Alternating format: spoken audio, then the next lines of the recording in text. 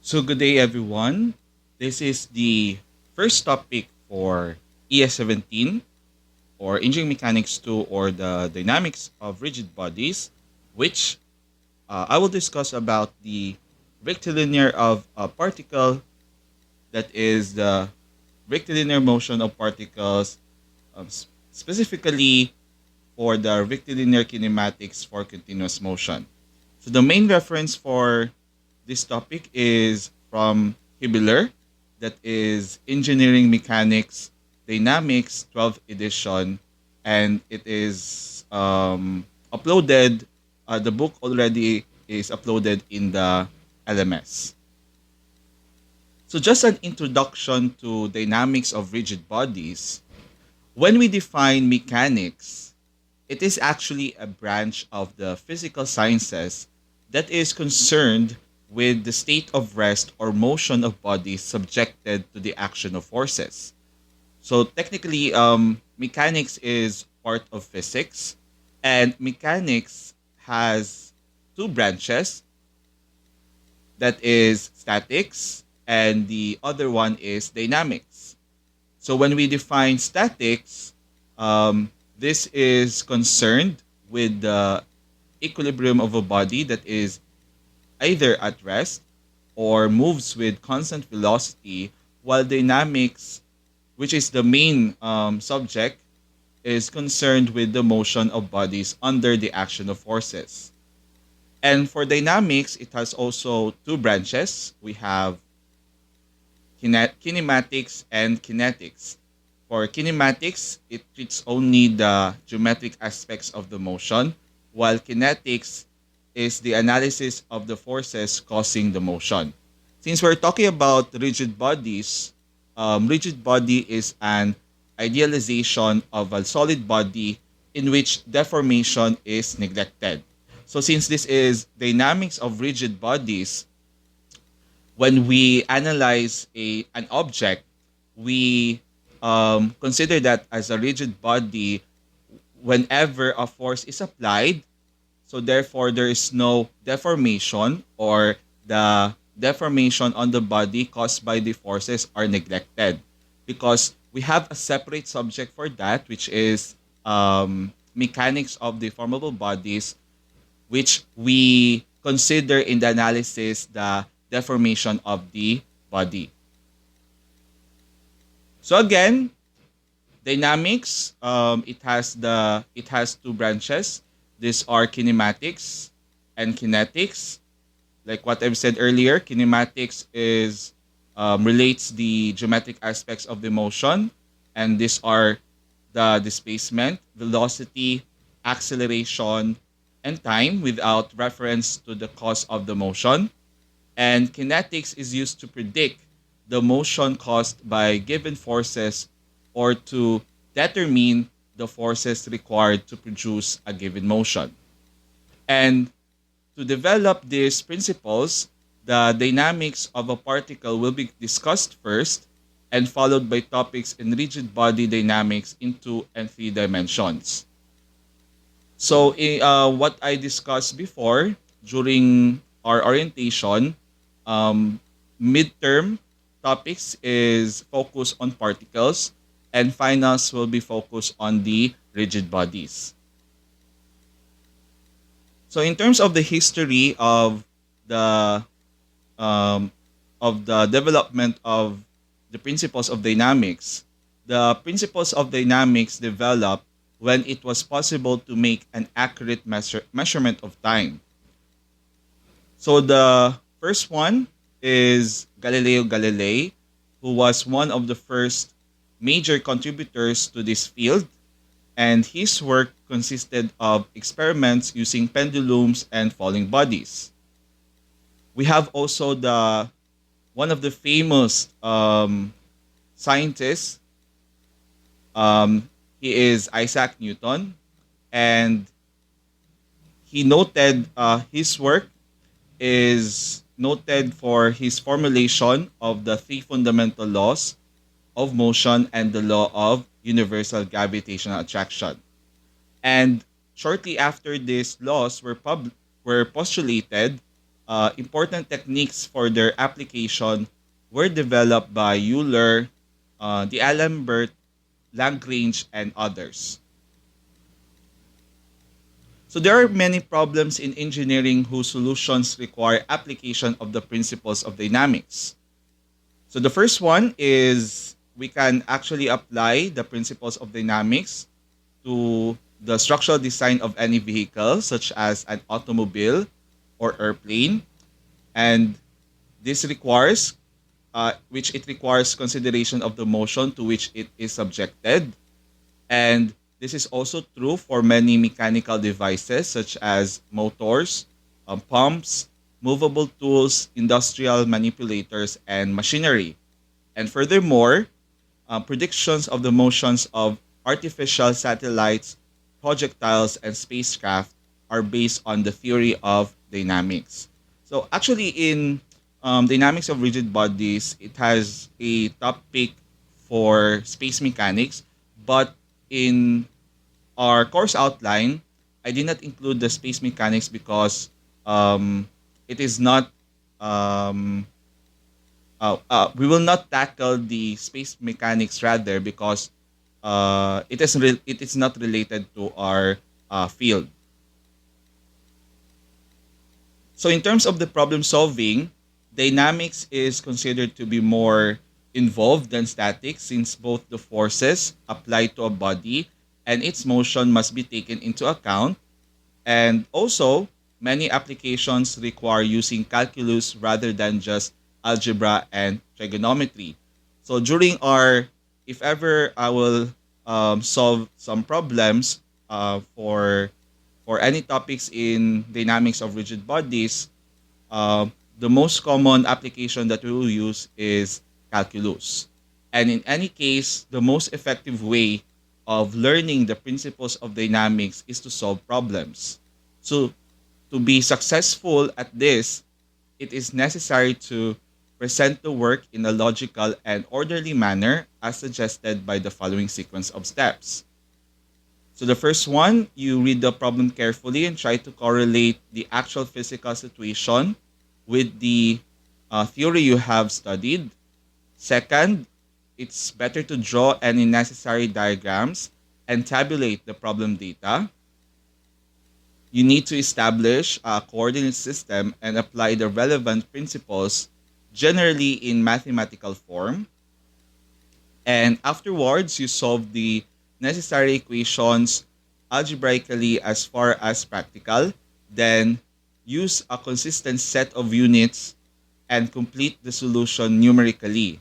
Report the answers with no more significant figures than the accuracy of the given data. But in our case, I always include in my instruction, especially during when I give you problem sets or quizzes or during exams, I did not consider or you cannot or you will not report the answer rather with using significant figures. Sometimes you just round up your answers with a certain number of decimal places. And afterwards, you study the answer using technical judgment and common sense to determine whether or not it seems reasonable. So the meaning of this is that whenever you have your final answer, for example, since we're talking about dynamics of rigid bodies, if you come up or if you try to solve the velocity of a car and you got a 250 meters per second, you need to think if there is an actual velocity of a car having this value of 250 meters per second. Because in reality, there's no such velocity of a car which is 250 meters per second. It is actually the same with the velocity of the bullet. And once the solution has been completed, review the problem, try to think of other ways of obtaining the same solution. So if you have still time of solving your problems, you need to think other ways for you to solve a particular problem. If you will come up with the same answer. And in applying this general procedure, do the work as neatly as possible. And being neat generally stimulates clear and orderly thinking and vice versa. Now let us proceed on the first part for the engineering mechanics 2, which is the rectilinear kinematics for continuous motion. Like I mentioned earlier, when we define kinematics, it treats only the geometric aspects of the motion. And when we talk about the geometric aspects, we are talking about position, displacement, velocity, and acceleration. And I will discuss this um, each of the geometric aspect of the motion later on. And first, we begin our study of dynamics by discussing the kinematic of a particle that moves along a rectilinear or straight line path. So that's why it's called rectilinear kinematics, because the particle or the object is moving along a straight line path. And when we talk about a particle that is having a mass but negligible size and shape. So for example, if you analyze a car, you can treat a car into a particle that in analysis you include only the mass instead of you include the size and shape of the car. So when you treat an object into a particle, you always neglect the size and shape. Its size and shape. And when we talk about rectilinear kinematics, this is the kinematics of a particle is characterized by specifying at any given instant the particle's position, velocity, and acceleration along a straight line. Now let us discuss each geometric aspect, which are the position, displacement, velocity, and acceleration. So the first one is position. When we talk about position, this is the straight line path of a particle will be defined using a single coordinate axis S.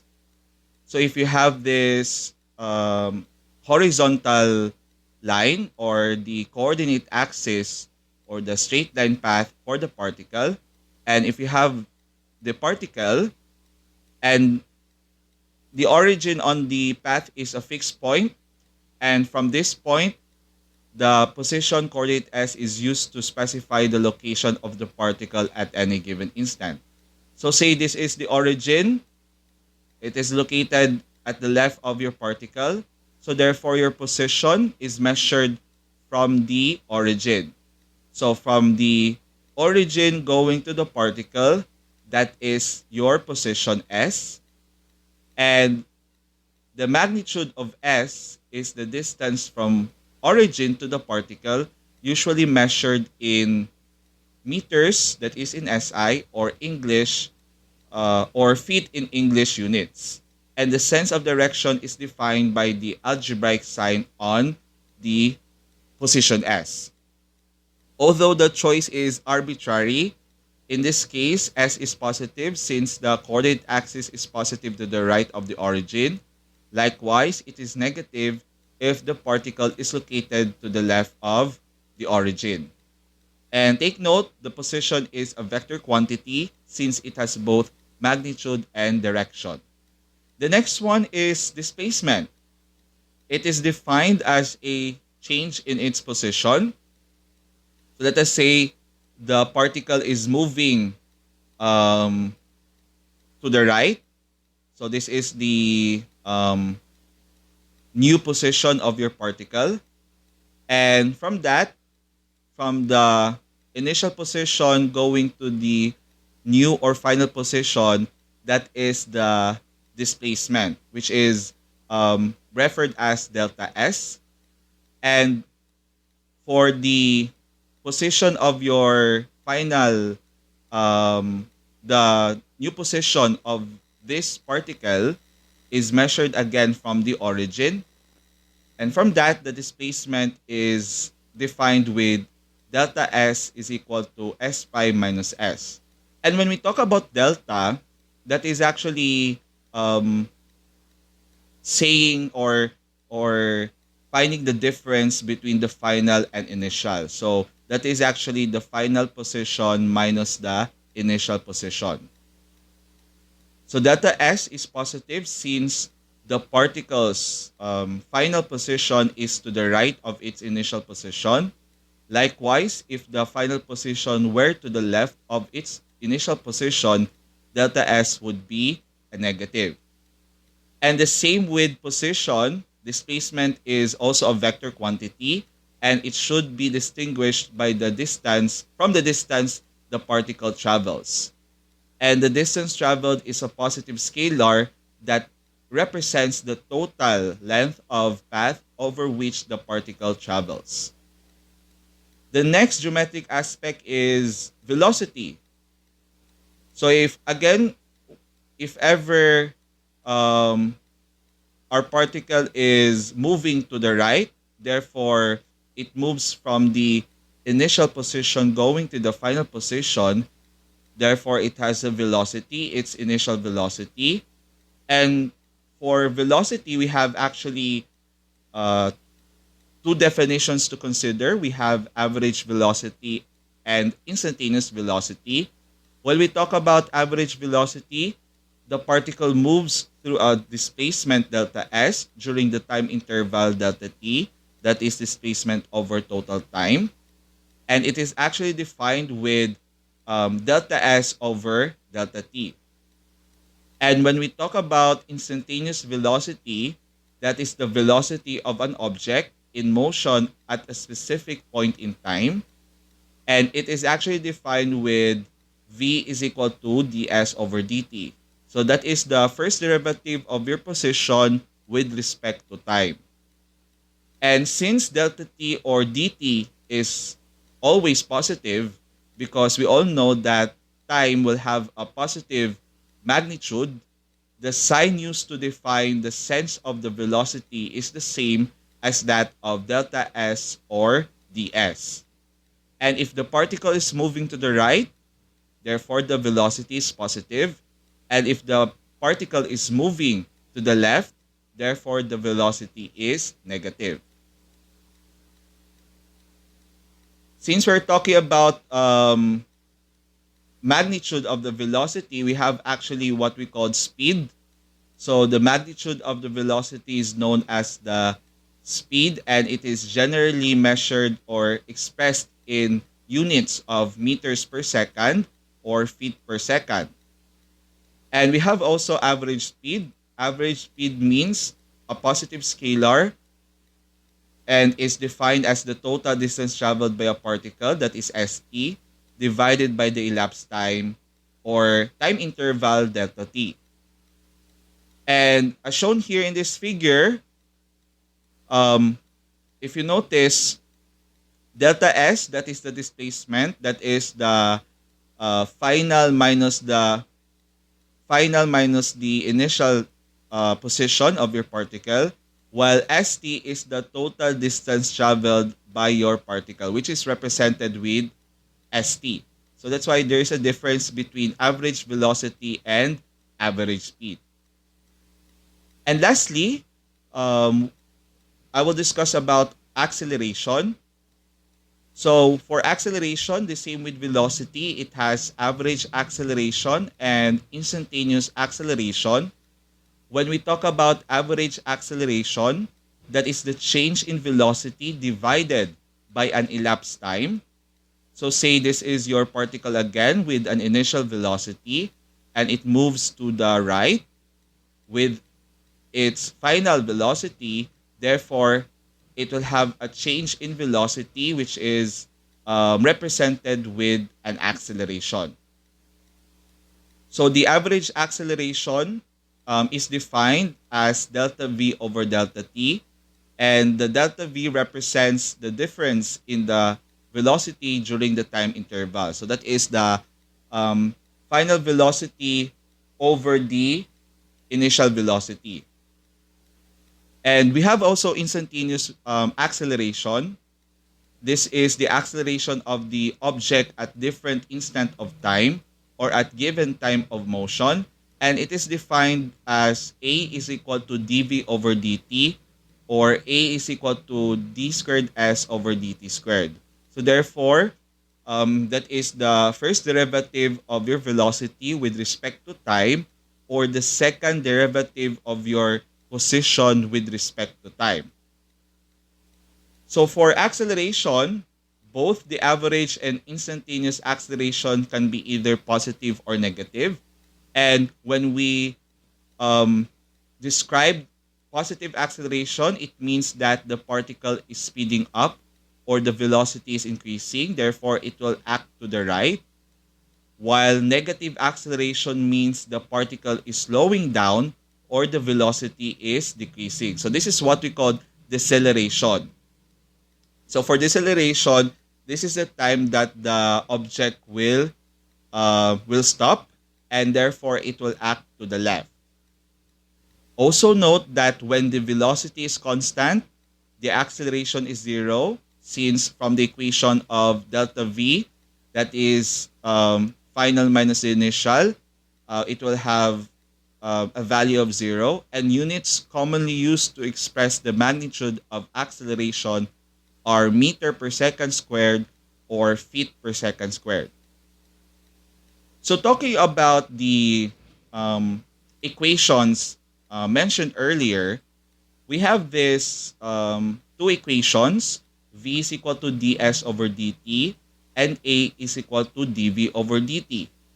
So an important differential relation involving the displacement, velocity, and acceleration along the path may be obtained by eliminating the time differential dt between, that is ADS is equal to VdV, and these are the three important kinematic equations. So this will be used to solve for rectilinear kinematics. These are the what we call kinematic equations, and this can be used if ever the acceleration is not constant.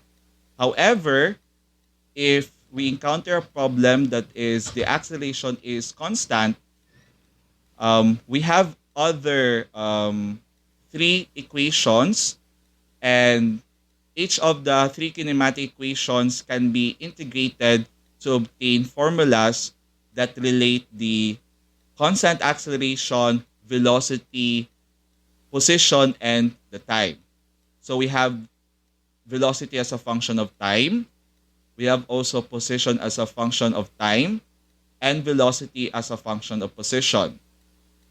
And take note, you can use this three equation if ever the acceleration is constant.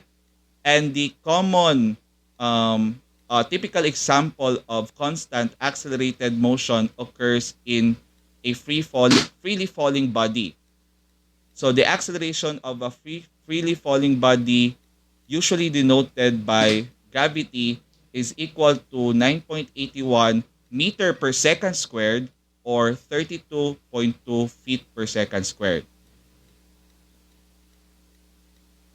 So for the procedure for analysis, these are the steps that you can follow when you solve problems related to rectilinear kinematics for continuous motion.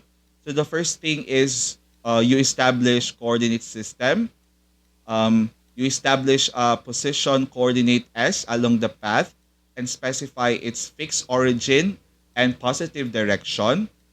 And since motion is along a straight line, the vector quantities position, velocity, and acceleration can be represented as algebraic scalars. So for analytical work, the sense of S, V, and A is then defined by their algebraic signs. And the positive sense for each of these scalars can be indicated by an arrow shown alongside each kinematic equation as it is applied.